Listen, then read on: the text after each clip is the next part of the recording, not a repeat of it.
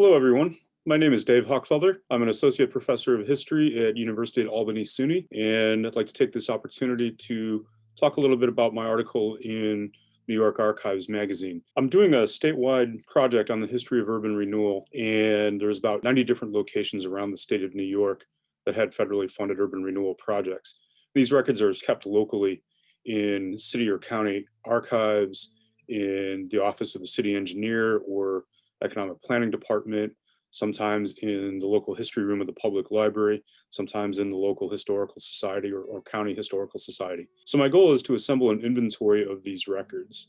And the reason for doing so is that urban renewal was often one of the most important parts of a community's history. Urban renewal projects tended to reshape smaller places, much more so relative to scale, that is, than larger places like New York or Buffalo or Rochester.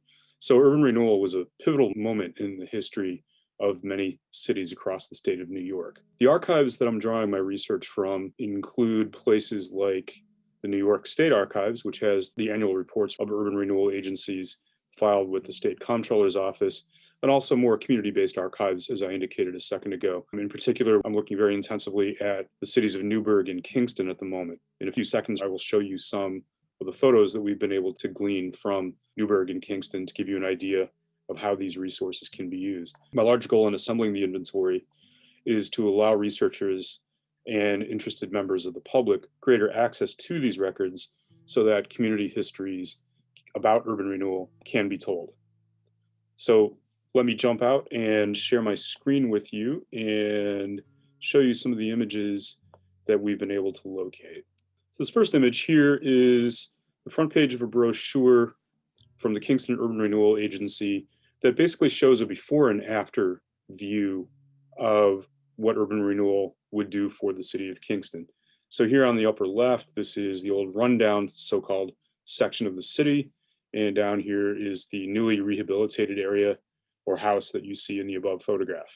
And then here's a map of proposed land uses, including projected brand new downtown shopping center, a new city hall, a new public housing project, and so forth. This photograph was taken by Kingston Daily Freeman reporter Bob Haynes right when the city of Kingston had begun its demolition.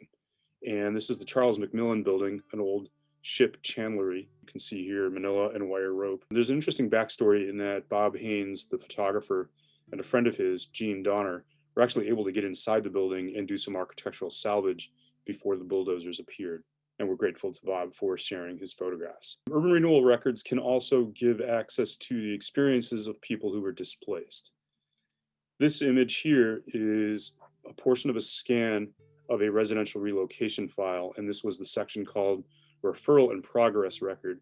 And this documented when urban renewal officials, relocation officials, contacted families, visited families, and tried to arrange for their relocation. These files can open up windows into the experiences of people who were displaced for urban renewal projects across the state.